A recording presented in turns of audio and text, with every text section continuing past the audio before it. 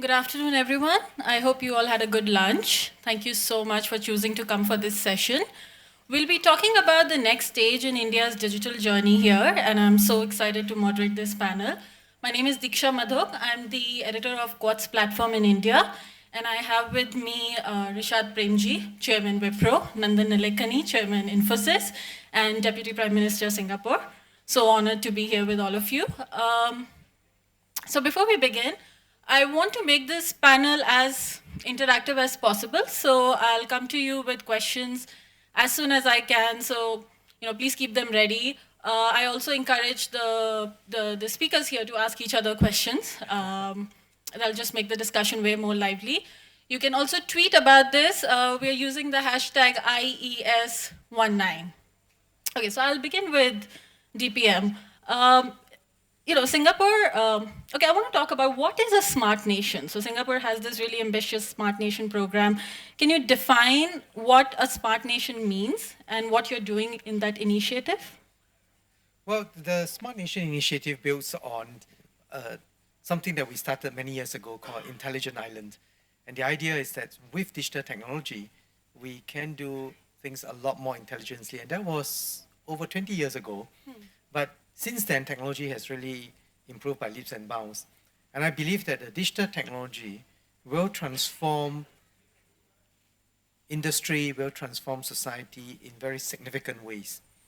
And the idea of a smart city, as well as a smart nation, is how can we harness the powers of technology, in particular digital technology, for us to improve the lives of our people in many ways, in a way that we learn, in a way that we manage urban infrastructure, so that we can have infrastructure that is smart and sustainable, that allows us to meet the goals of the sustainable development. And in looking at how it can help to improve our utilization of assets, whether it is especially infrastructure assets, and how we can also improve the way we manage a city. So for instance, in most cities, we see traffic gridlock. But when you think about the way in which the Internet of Things is changing, there is no reason why we should have this range of problem. Because in fact, with proper programming, we should be able to have green waves of traffic that maximizes the capacity of our roads, to be able to use it better. And in turn, that reduces pollution, reduces the use of energy. So it is really up to our imagination, but the central goal is for us to improve the lives of our people, whether it is in the way that they work, the way that they play, the way that we learn, the way that we keep in touch with one another. Okay, great. Nandan, you were also the first chairman of the body that oversees Aadhaar. We marked 10 years of Aadhaar. And I recently saw an interview where you said that there are three things that have been game changers for India: Aadhaar, UPI, and more recently, the account aggregator. Can you tell us the kind of impact these three platforms have had on India? Sure. I think there are three distinct phases of the change happening. One, of course, was identity and making sure that 1.3 billion people have an identity, and that identity can be verified online in many ways, and it can be linked to a bank account. So we have about 700 million people today linked to bank accounts, and that in turn is the basis for digital, direct benefit transfer. So today, more and more Indian public entitlements are going directly into bank accounts, leading to huge efficiency as well as reducing pilferage and fraud.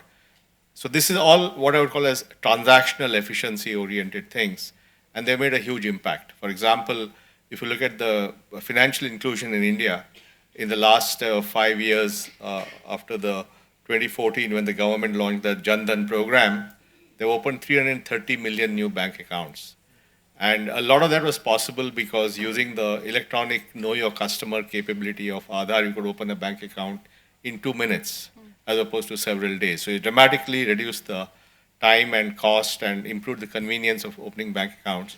And the BIS, which is the Bank of International Settlements in Basel, has made an analysis that under normal conditions, the penetration of bank accounts would have taken 49 years, has actually only been done in 8 years. So there's a dramatic compression of time of getting some things done. So I think one part of it was getting these transactional things done, doing. The second big thing was the payment reforms in India. I think India has a unique payment architecture which allows many people to participate in the payment system. So historically, in most countries, there tend to be two or three strong players, so the duopoly kind of situation. In India, we have a truly multi-party payment system, thanks to NPCI, which is the National Payment Corporation of India, which is a non-profit collective utility set up by the banks. And they have launched this payment thing called UPI, Unified Payment Interface, and different banks can plug into it and different distribution channels can plug into it. So today you have Google Pay, WhatsApp Pay, Amazon Pay, Apple Pay, Phone Pay, Bharat Pay, and Paytm, all are competing on that platform. And that platform in December of 2016, before the demonetization, was doing 100,000 transactions a month. And this month, yesterday, they closed at 950 million transactions. So they're almost close to 1 billion transactions. And we still haven't had WhatsApp come online. So, once everybody comes online, it's going to be huge. This creating a payment architecture which is very low cost, which is competitive, which allows you to innovate on the edge, is a unique phenomenon. So that's the second big sort of thing that's happened. The third big thing is that thanks to these transactions, whether it's bank accounts or digital payments, it's now creating huge amounts of data. And therefore, how do we leverage this data for the benefit of people and businesses? And there, our thesis for the last few years has been that the model of data getting leveraged by India is very different from the Western model. Because in the West, the internet came up, say 15, 20 years back, where already people were well off. So the per capita income was say $40,000. And therefore, as people started generating data from their activities on the web or on the phone, it became a great opportunity for people to make money out of that through advertising. So the big business model that emerged from that way, Google and Facebook advertising and so on.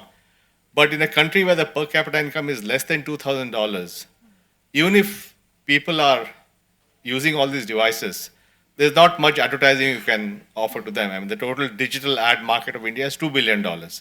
On the other hand, if 1 billion people have huge digital footprints out of their digital activity, if they can take advantage of that data to get something, to get better loan or to get better healthcare, then you have turned it around and put data in the hands of individuals and small businesses to get a big benefit.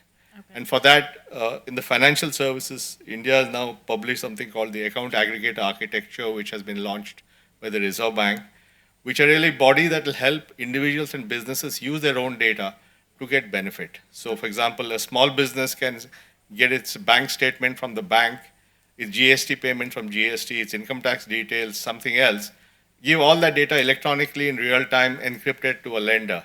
The lender can then check whether he is a good credit risk and give him a loan.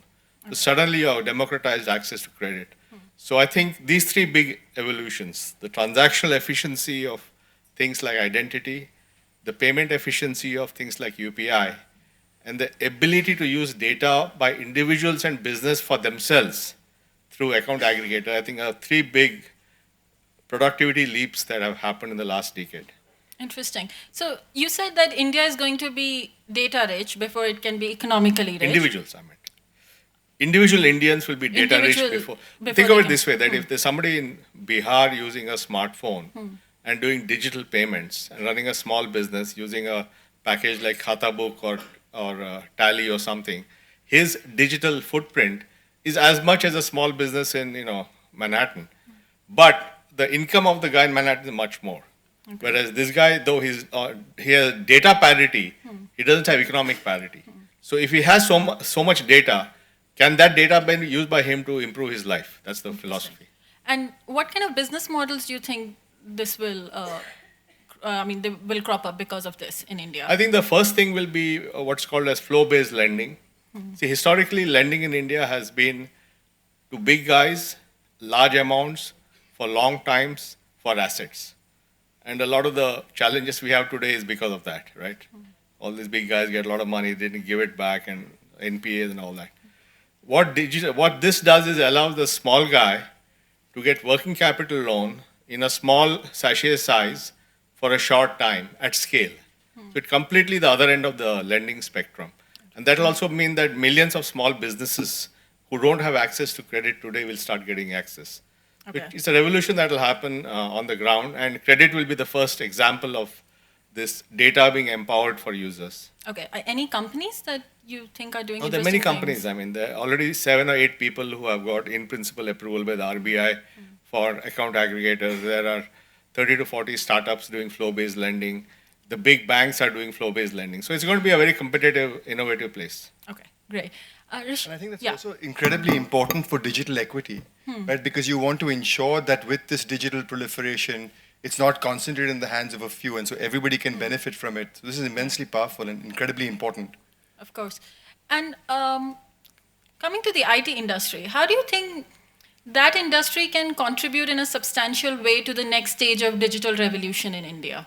Yeah, I think we already are to a great extent, Diksha. So, the IT industry model has evolved so dramatically over the last 20 years. People believe that the model at some level still is about cost and quality, but really it's about helping customers serve their customers very differentiatedly. And the reality is, with how powerful this device has become in terms of both the powers we have as consumers as well as the data that it throws out, there's tremendous expectation that we as consumers have of our large customers, right? So, I want a different experience from my bank. I don't want to walk into a branch. I want a different experience from my retailer. I want to be online and offline seamlessly. I want a different experience from my, manufacturing company, et cetera, et cetera. And so how do large companies move from being enterprise focused to being customer focused, to being very, very experience led, leveraging these new technologies? Because I, as a consumer, am demanding that from my customer, who's then being demanded that from their ultimate customer. And so there's a huge opportunity for these new age technologies to drive a very strong design-led thinking, which is highly customer-centric, reimagining, re-architecting the process. And then it turns into technologies. How can you be more cloud-based? How can you be more API-centric? How can you drive more microservices? How can you leverage intelligence to deliver those services very differently? So, how do I help a doctor be a better doctor and leverage her time more impactfully and efficiently? How do I help a driver drive more safely? How do I help a customer service agent deliver their work more impactfully and understand their customer dynamically in real time, unlike in the past? So there's tremendous opportunities, I think, of these new age technologies. And in my submission, we're still scratching the surface in terms of where we are versus where we can go leveraging these new technologies. Okay. And are there any examples of, say, public-private partnership in India with the IT industry and the government that you can think of that would be game changers? I mean, the one that comes right off to mind is the skilling program. I think as a part of this, you've got to fundamentally rethink how you skill people. So one of the things the industry and NASSCOM, which is the body that represents the Indian technology industry, which is $180 billion big, is the Future Skills platform, which is a platform that was launched in February last year by the Honorable Prime Minister. The objective in its first phase is how do you reskill 2 million of the 4 million people directly employed by the IT industry. That's a huge, huge scale that we're talking about. We're 150 to 200,000 people today who are engaging with the platform from the industry. In the second phase, how do you work with universities? So how do you work with universities to enhance the capacity of the teacher to then leverage her capabilities to deliver better students? And we're working with 3 universities today. We'll probably get to 100 in the next year or so. But that has a huge ripple effect. And then the third is how do you open this platform up to citizens? So anybody can have access to new technology. So I find the government working closely with industry is maturing, and this is a great example in my mind at least of something coming together, both in terms of leveraging capability, but also economically coming together. Okay, all right. Nandan, do you want to add something to that? No, I think you should ask DPM. So, Well, first let me talk about the skilling, because I was education minister for 5 years before my current I job. think you have the most advanced reskilling plan anywhere, yeah? Well, we tried, and I actually led a group of educational leaders to Silicon Valley, because I heard that the biggest thing in Silicon Valley at that time was EdTech, educational technology. So at the end of it, I had a debrief with them. I said, what do you like about this? He said, well, we like the creativity and the ingenuity which they are using this digital technology. Then I looked at them. They didn't look totally happy. So I said, so what is it that you don't like? And they said, well, we don't like the assumptions behind this. And I said, what is the assumption behind it? And they said, well, the assumption behind it is that the teacher can be made redundant. And they said, these bright techies don't understand education. So I said, well, what can we do better then? So it's exactly the point that you raised. How do we use the EdTech to augment the teacher's capability and also to understand education more fully? That it's not just about teaching 1, 2, 3s and ABCs. It is about developing the whole person, and in particular, the social emotional learning of the child, the character and values of the child. And also, they pointed out to me that it is very different when you are using EdTech for students and in the primary school, in the secondary schools, and so on, from using educational technology for adults, because adult learning and children's learning are quite different. What we emphasize and how they learn will be different. So I do agree with you that there is a lot of scope for doing this, for using technology more effectively. But at the same time, we must also understand the issue much more broadly, because and what you mentioned about how the educational technology can augment the teachers is exactly the right path. I'll just add one little footnote to it, which is that it is not just in the case of the teaching leveling up digital skills, it's very obvious. But there are also other aspects of learning which are not so obvious, for which the EdTech alone may not be enough. One key area, of course, is social emotional learning. And a second key area is really about how we encourage people to work together. All of us know that at work, what matters is your relationship with people. And how do you work with that? And the development of that social emotional skills is not something that you want to delegate to an app, because then we become kind of zombies, dealing with these apps. You need that interaction with humans, and humans interact and learn in different ways. So that's just one little footnote. Can I just add something? Yeah. Can I just? Yeah, good. Yeah. Good. No, I very much agree with that. And what I was talking about was really at a more mature level. We do a lot of work in education at a primary level in the villages of India, right? Yeah. We work with 7 states, 350,000 schools. And as a technology company, we initially threw technology at the problem. And we realized that was not the most effective and impactful way of teaching a child, right? Enhancing the capacity of the teacher, especially in the complexity of what happens in public schooling in India, where you're teaching multi-grade or multi-subject oftentimes. The quality and the capacity of the teacher makes all the difference. So social emotional balance. How do you measure if you've taught a child self-confidence? Hugely important trait for success in life. Absolutely. Technology doesn't teach you that. So I think technology can be hugely powerful to enhance the capacity of the teacher, but certainly at primary levels, the capacity of the teacher and engaging with the teacher and the child is very, very powerful. And that's been our learning over the many years. And I think DPM made an important point, which I think is a very strategic thing, and that's the difference between the way I think this tech stuff is being seen in Singapore and India and the way it's being seen in, say, Silicon Valley. I think often in Silicon Valley, the argument is substitution. So you have the previous CEO, erstwhile CEO of Uber saying, I'm going to get rid of the guy in the front of the car. That means he's going to get rid of all the drivers. Right. And you have some other guy addressing a doctor's convention saying, all of you guys are going to be redundant. So there's a bit of, we'll use this tech and AI and make people redundant. And I think that's a very, very negative way of doing it. And I think a lot of the backlash you're getting is actually because of that. I think here, when we talk about what DPM said or what Rishad said, it's about amplification of human capability. It's about using technology to amplify people, get their potential going. And so, therefore, I think if we can use technology as an amplification of human capacity as opposed to a replacement of human beings, it's a far better way to do it. And that's the difference, I think, between the model we have in this part of the world and what's happening in the valley companies. A very valuable point from Nandan. And I would just add that indeed, I think what we should do is to make sure that technology is human-centric. Yeah. That we put human beings at the center of it. How do we help the person do a job better, learn better, rather than how do we replace the Exactly, human? yeah.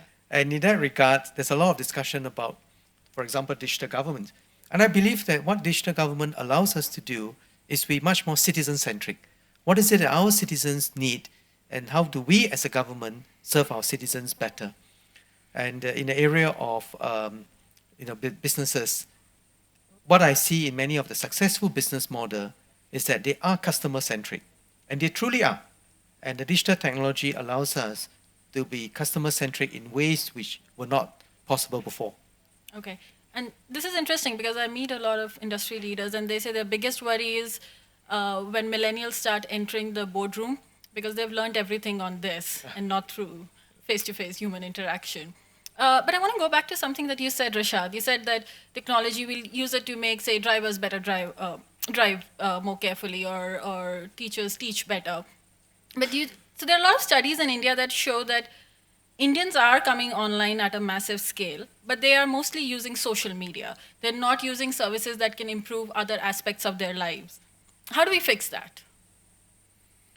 Rishad, do you want to? How do we? No, I mean, I don't know if I agree with that. I think the space of which technology is being used in India in so many different profound ways is fundamentally changing. I mean, we have 600 million people on the internet, 550 of them on wireless devices, 50 million 5 years ago on wireless devices. A lot of the services that are being used, citizenry services, new financial services like the ones Nandan alluded to. So I'm very hopeful that the pace at which this picks up, it's a question of time. And you look at some of the statistics that some of the consulting organizations share in terms of just the further development of this, 100 million digital users to 350 million digital users over the next 5 years. So I'm not too worried about the pace at which this adoption happens. You can debate on the steepness of the slope. Okay. So I'm very optimistic. What I worry about is that it's equitable. I want to make, and this is the point I was trying to make earlier, that we don't leave people behind in this revolution of change. I think one thing we've got to think about very strongly is just availability of content in local language, for example. Right? Predominantly everything that's available today is in English, right? Outside of maybe movies and audio stuff, but real content. And how do you ensure that content is available in languages in which people communicate in our country today? How many few hundred million people speak English? We still have 1 billion people who don't. So how do you ensure that they don't get left behind? So the equity of it, I think, is tremendously important, and we shouldn't create another divide through this when we have the chance to address it up front. What do you think of TikTok? I'm not I don't have a strong view on TikTok one way or the other. But it's like, at least to me, it seems it's impressive how they've captured India beyond Delhi, right, Bombay, Bangalore. Do you feel that Indian startups are doing enough to capture this attention? Yeah. I mean, you should ask the startup expert. No. First of all, I think TikTok is an amazing phenomenon. And if you had asked me 5 years back that there would be a Chinese social media app that will become so dominant, I would have said, no way, right? So clearly, it's an extraordinary, and I don't know if they saw the recent leaked transcript of Zuckerberg's, employee thing, and he talks about TikTok in that and how well they have done. So I think the fact that they have come from nowhere and become this massive few 100 million user social media app is a great achievement.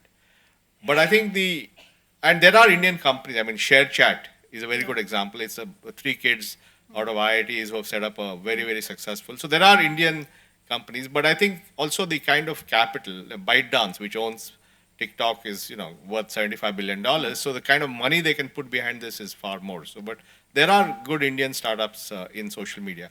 But to your question, I think the geo effect, which dramatically lowered the cost of data in India, completely changed the game, because now everybody could watch videos and so on.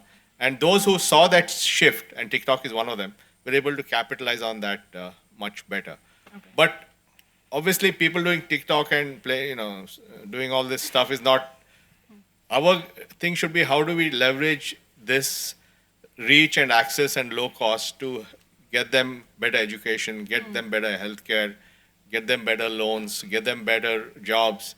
So I think from a social perspective, and like DPM also from a government perspective, these are all technology that we see all this, entertainment aspect of it, but really we should focus on how do we make all this work at scale for 1 billion people to improve their lives. Yeah. That's really where the opportunity is. Deputy Prime Minister, how did you convince people, especially say when we talk about senior citizens who may not have the kind of digital literacy that millennials or post-millennials have? How did you go about spreading that kind of digital literacy in Singapore? And are there any lessons for India? Well, first, I'm not sure we have any lessons in India, partly because India is a much bigger country than Singapore. You have almost 1.3 billion people. We have about slightly over 5 million, including all the foreigners who are living in Singapore. So I Greater wouldn't. Kailash or something. Yeah. I don't know. So what applies to us may not apply to India. But let me just share a few points. One is on your point about being equitable. I fully agree with that. And one of our concerns is that it should not be a digital divide between the young and the old. Now, if you look at our population profile, the people who are in their 60s, in their 70s today, grew up before Singapore became independent. Singapore was independent only since 1965. So in those days, the economy was not very well developed, education system was not great. So we do have among our older folks the less of a chance for education, and many of this technological stuff can be very intimidating. So one day I was doing an activity in my constituency where a group of volunteers came to help, and this is a program that we do throughout Singapore, but that day was in my constituency system. And they had all downloaded the app and so on. And then when I chatted with the volunteers, I found to my great surprise that they were all programmers at a very major company. So I said, gee, why are you doing this? Isn't it a waste of your time? Because since you're a programmer, that 1 hour that you spend programming would it be far more useful if you had gone on to write a nice program? And they said, oh, no. Mr. Heng, that's not correct. They said, we didn't realize as programmers how difficult it is for someone who is not familiar with this to go through 3 steps to access that. So he said the greatest lesson for us this afternoon is that we're going to go back to think about how can we do this with 1 click. And I said, wow. So I said, I'm glad that you learned something. So the point is that I think you need a partnership between the people who are doing the programming, people who are developing this, with our people, and to really understand what is needed by each and every segment of society. Hence your point about equitable is a very important one, because how do we bring the benefits to people young or old? And in this instance, that's something we hope to do. Now you mentioned about digital literacy. So we have a program to try and level up. So last year, I had a special bonus for citizens because we had a surplus, and I decided to distribute the surplus to our residents as part of our Singapore bonus. And we created a system where, in order to encourage everyone to get digital, so if you do it through the mobile phone with your ID, you will get this a month earlier than anyone else. So we had quite a few 100,000 people who signed up a month before that. Many of them were seniors. And that in turn catalyzed that. Now the aim was not that. The aim is to really get everyone on board. And one other thing which we worked on in order to make it easier for our citizens to be able to use it is we now have a unified QR code in every shop and in all our, even the small stores. Because the idea is that if you have a whole series of different QR codes for different payment systems, different banks, it will really make it very hard for your small businessman to really have to install. He's a small store, and can you imagine having 10 different QR codes there? So we decided to do 1 QR code, which is commonly accepted by the industry and across, and that all we need to do was just to get the 1 QR code. So these are ways and means that we hope to do. But very importantly, you mentioned about digital literacy. In particular for our young people, they spend so much time on social media, and you alluded to that there is a danger that we all live in our own echo chambers. We interact with people that we like, we hear views that are in accord of ours, and the quality of discourse will come down. Because for many important issues, that affect our society, you need more people to talk. And we cannot just have a little echo chamber. And teaching our children to learn the truth from the falsehood is very important. In fact, on the internet, there is a lot of falsehood that is being spread. Yeah. And just in case any one of you have come across that, I had two articles saying that Mr. Heng has made millions of dollars investing in Bitcoin. Yeah. And I say I've not even invested a cent in Bitcoin, but how is it that a report like that? So in fact, I took it up. I had to make a police report. I took it up with Facebook. I said, please take it down because this is cheating.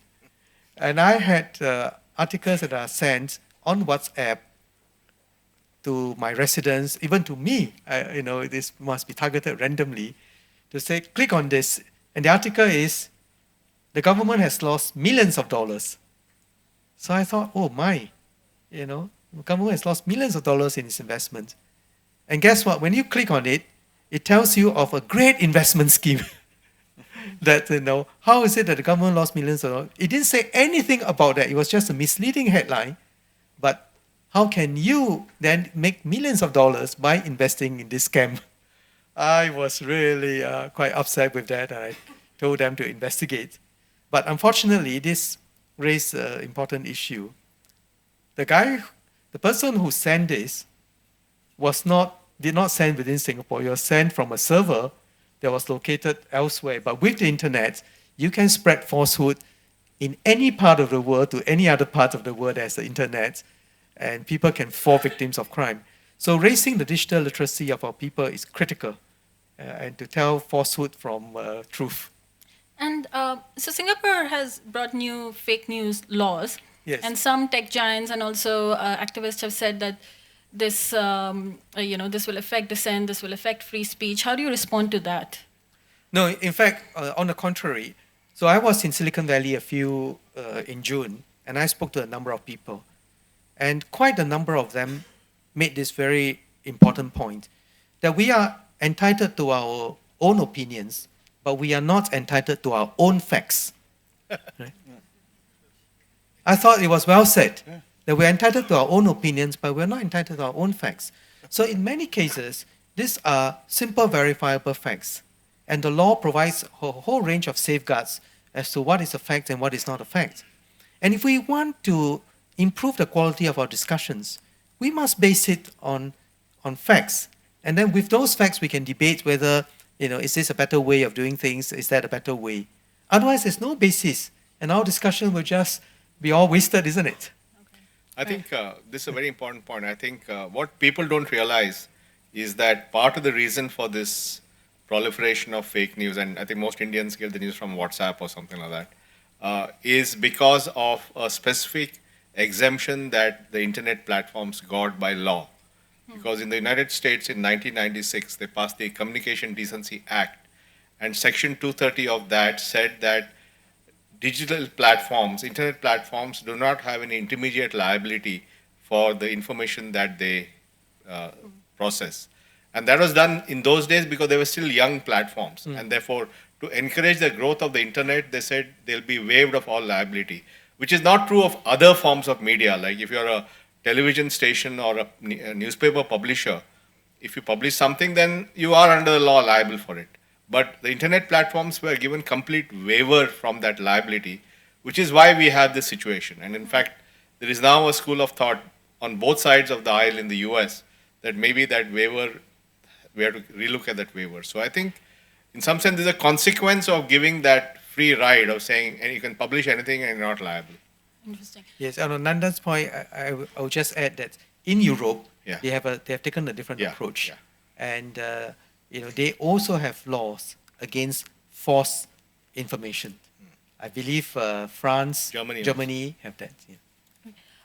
Nandan, also the civil society in India is still concerned about privacy and, well, Aadhaar and privacy. Do you think is done differently to build trust with the society? No, I think everything was perfectly all right. I think, see, in any society, laws and those kind of things evolve based on demand. In the sense, something has to happen, right? So I think Aadhaar's big contribution was that it actually brought the privacy discussion to the fore. And the case was fought at the highest level at the Supreme Court for 9 years. And it raised very fundamental questions.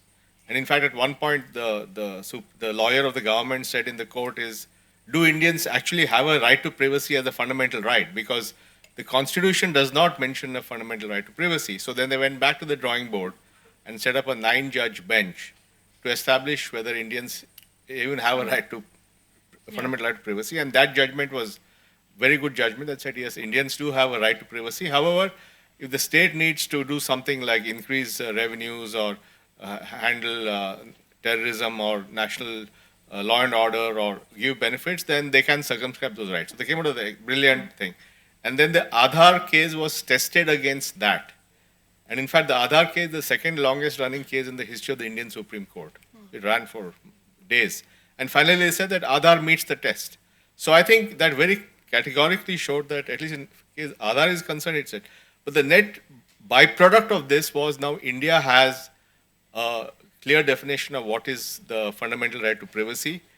It has said that there has to be a law for these things. And even the whole section 377 got revisited under that fundamental right. So I think in some sense, there's now a whole set of laws and casework. So that's been the big achievement. So I don't think, Aadhaar itself has met the test. But the bigger achievement was it created a framework for India's privacy laws. Okay. And also, I have one more question before I go to the audience. India is a country of small shops. How do we digitize these small businesses? Nandan, and then I'll come to you as well, Rishad. No, I think this is a very important point because in this whole e-commerce world, there's a tendency to believe that e-commerce will take over. That's not absolutely true because today India is about a $600 billion retail industry. And let's say in the next 4 to 5 years, there'll be $1 trillion retail industry. Now, in this $600 billion, the total of e-commerce, you add up Amazon and Flipkart and everybody, maybe $15 trillion. More than 80 to 90% of retail will still be the small guy. So I think the small guy will do well. But what's happening is people are saying, how do we get the small guy to have the same access to technology and product and supply chain and inventory that the big guys have? So everybody from different angles is trying. I mean, Amazon is trying, Flipkart is trying. There are many startups like Shopix doing it. Metro is doing it. So everybody's trying from a different power. Hindustan Unilever is doing it. But basic idea is small shops are here to stay because they have great value, they all that. How do we make them a more effective, more technologically savvy channel? How do we upgrade them? Because now they're paying GST, so they're on the GST system. They have accounting systems from Tally or Khata Book or whatever. So I think we are going to see a huge upgradation of the capability of small units so that they aggregated together can be a force that takes on either e-commerce or organized retail. If I could just add, sorry. No, I was just, that's well summed up. But I think there's a huge vested interest also in stakeholders who provide stuff to the Kirana stores to ensure that they are fully upgraded, right? Because then you have a tremendous sense of information. You can be much, much more efficient in the way you supply and work, both with them as a customer and then your end customer. So there's a huge sort of varied interest on this, and I think it makes a lot of sense. I mean, I've heard a very interesting story, and certainly in a consumer care business, a lot of companies today e-commerce companies use the Kirana store actually as a port of delivery to actually collect. So that has now, in fact, become a source of income for the Kirana stores as well, because the stuff that can't get to the house directly actually comes to the local Kirana store, and then people pick it up from there. So there are many, many ingenious ways of leveraging it. I'm also of the firm view that that's very much here to stay, and that model is not going anywhere. Okay. I was just going to add to Nandan's point about, how one is on the. I think there is a lot of efficiency that we can gain by really reviewing the whole logistics chain and the whole supply system to all the small shops, because we are in the midst of experimenting with distributed logistics center. Because today, when you supply to the shops, you have probably 10 different trucks going to the store, supplying 10 different kinds of goods. But it is actually very inefficient. And it is a really waste of energy and resources and also scarce manpower. What could be done is that you have distributed logistics center where you go to certain centers and whatever that is needed by that shop is then packaged into small different cartons, and then that one truck going to that one shop you can deliver to many different shops, Sure. and many different small shops, and each one of them will have all the goods that they need. So if we can do the logistics chain properly, the information technology that you can use and the planning with the logistics chain will increase the savings significantly, and that can bring a better life for the consumers. Sure. I think that will come from scale. Today, for example, our food delivery companies like Swee, Zomato, and others do about 3 million meals a day of delivery. And they're going to take that up to 10 million meals a day. And now in the US, the similar guys like DoorDash are not only delivering food, they're also delivering groceries. Yes. So now all these dedicated last mile logistics firms are coming Right. who will take different things and then they'll optimize the routes and so on. That's right. So that's the same thing. Yeah. Okay. I would love to see if there are any questions. Okay, there are a lot of questions. Do we have a mic? Yes. Maybe they should just introduce themselves too. So that. Yes, please tell us your name and then ask your question. Can you stand up, please? Of course. Thank you. Hi, my name is Samar Sikka. I'm here in my capacity as a founding curator of the Navi Mumbai hub of the Global Shapers community. A fascinating discussion on technology and the future of technology. But I think as someone who's an enthusiast in this space, I think what this future looks like would be determined by the policy governing this technology. Now, a lot of advancement that we've had in the tech space has been because of global data sharing, ease of data sharing. And now as a country, we are moving towards digital protectionism or data protectionism. Don't you think it is better to have a highly regulated data sharing regime rather than completely blocking us out of the kind of advancement that data sharing can give us?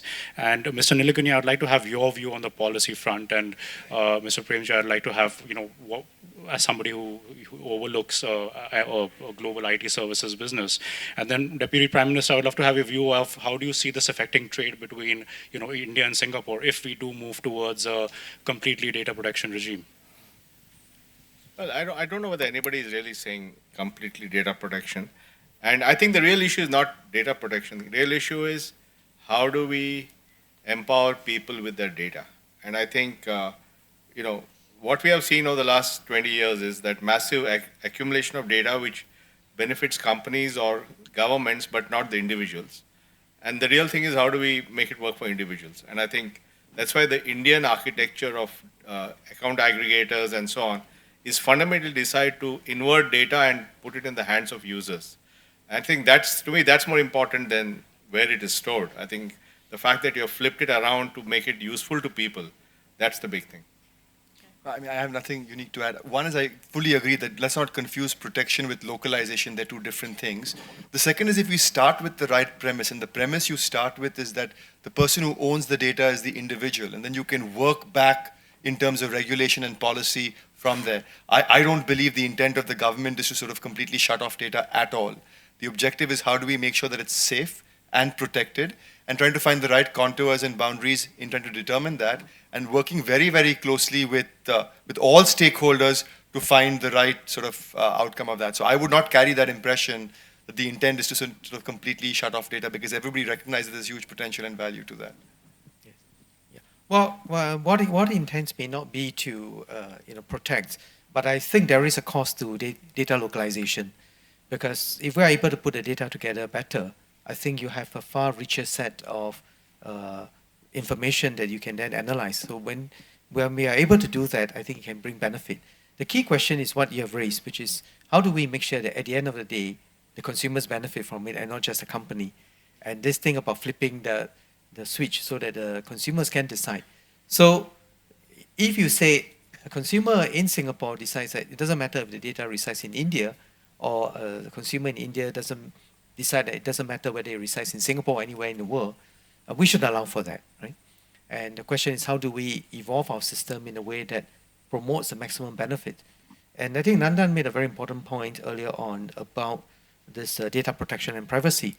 I think in different parts of the world, there will be different sets of trade-off that people are prepared to make.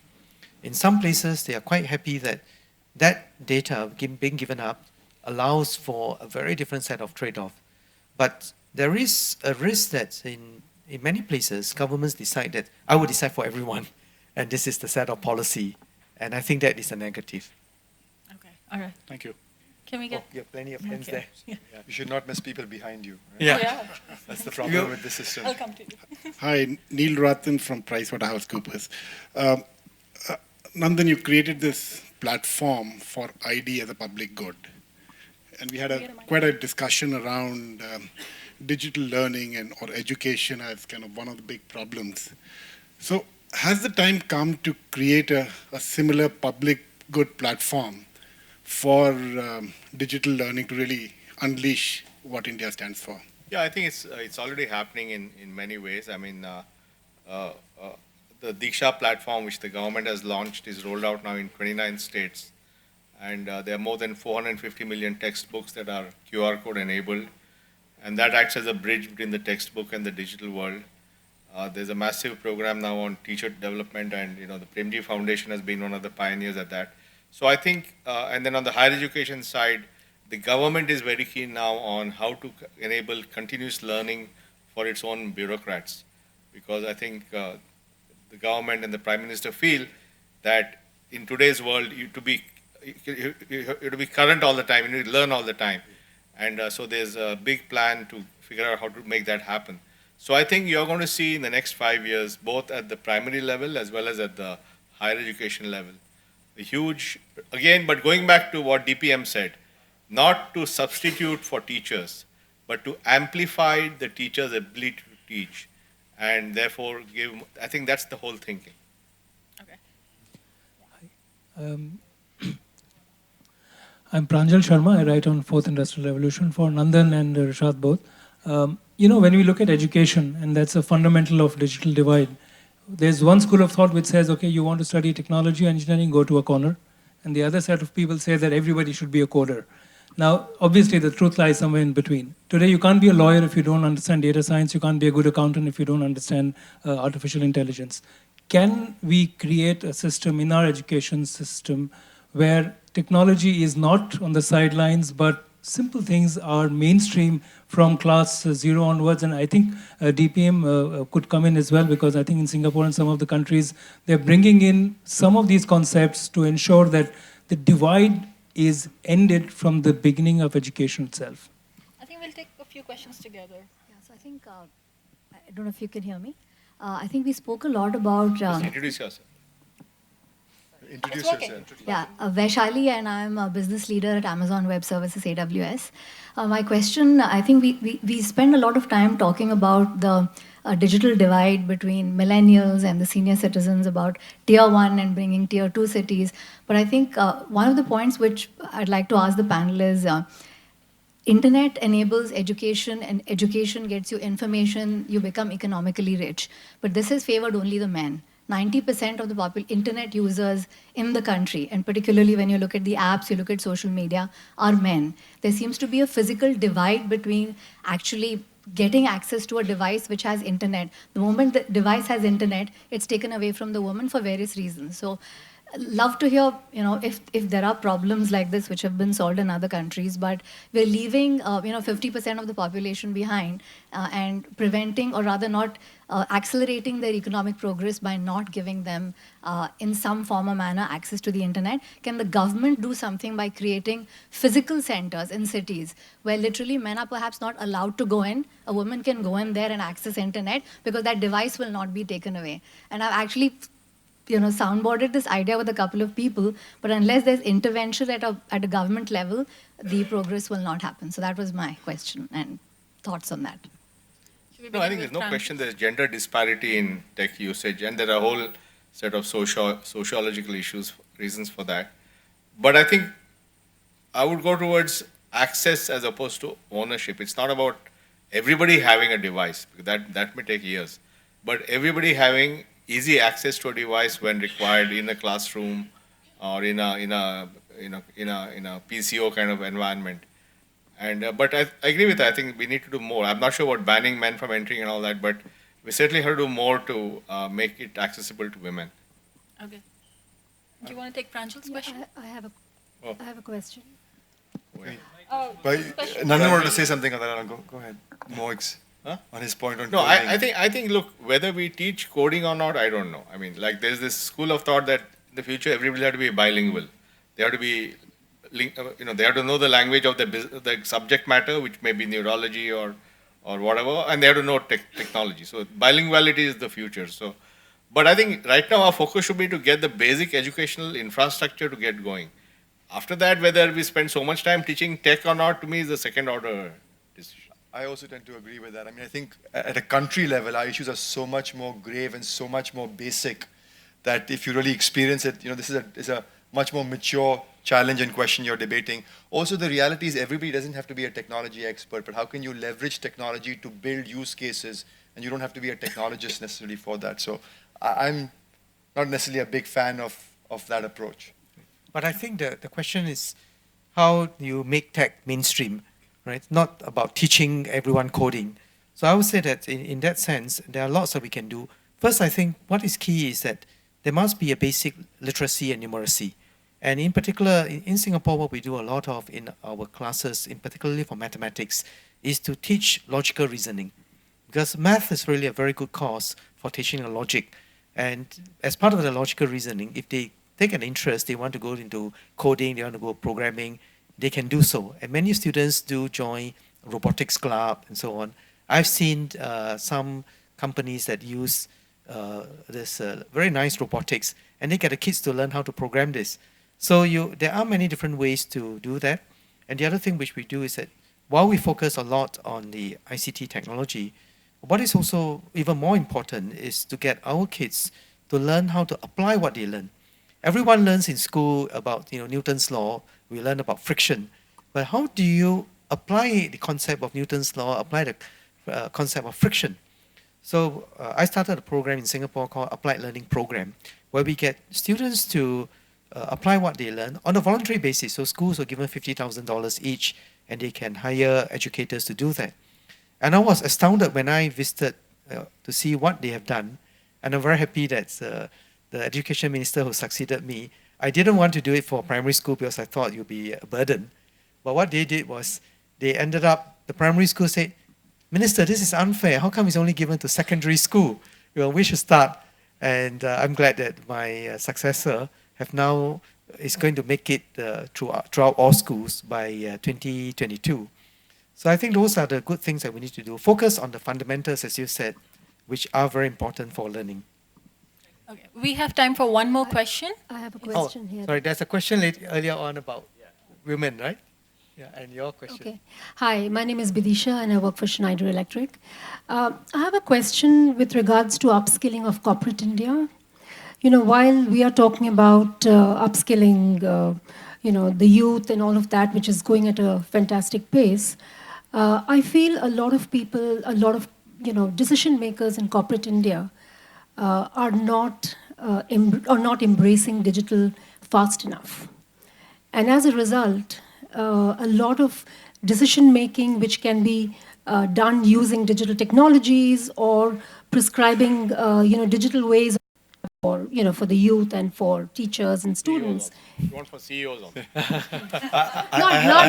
I have a tech teacher actually who's like. Yeah, I'm saying that is there a program do. for upskilling for corporate India decision makers? I mean, this is a very sort of contained, unique problem. I mean, what NASSCOM, as I talked about earlier, is focusing on reskilling at scale, people who are employed by the industry. But it's a good point. I mean, we should really be thinking through upskilling. I think there are many other things you can also be thinking about reskilling, leaders in terms of the way they work. But I mean, among priorities and among the scale issue, I'm not sure if this is something certainly that NASSCOM is going to try and prioritize in terms of, No, also I think the digital penetration and pervasiveness is so huge, and its disruptive impact is going to be felt in every industry. So if leadership of these companies don't get on with it, they're actually jeopardizing their firms. So they're not the right leadership either. I think the markets will take care of this problem. So that is one aspect of it, but actually, frankly, politically, it's not easy when they say that the market will take care of its problem. So while we do not want to protect firms forever, I think as government we can do something. And one of the things that we try to do in Singapore is we started a program called the Productivity and Innovation Credit, where we say, well, you go and use all these things. So after a year or so in doing that, we saw restaurants, for example, doing digital ordering. So the waiter or waitress, instead of taking pen and pencil and paper to take your orders, they do it digitally. But then I was very puzzled that after doing that, they stopped there. I said, if you can do that, wouldn't it be great if you can do your inventory management, your account management, your tax management, and everything else, and that you would be able to achieve real efficiency gain instead of just using an iPad to take orders. And we are now experimenting with how we can do an end-to-end value chain for these restaurants to look at how you can then do it where the digital upfront input of data can be used right through. And the other thing which we're experimenting with is with traders, because every trader need to deal with a bank, need to deal with an insurance company to do trade financing, they need to declare to customs, and now exchange data. And in fact, I'm in the midst of discussing with several governments on how we can do a port-to-port linkage so that the same information allows customs authorities to check the information quickly and without all the long, huge amounts of paper that is wasted in the process, very inefficient. So there are practical things that we can do. All right. I'm afraid we've run out of time. I just want all the panel speakers to, in a word or in a line, tell me what excites them the most about India's digital future.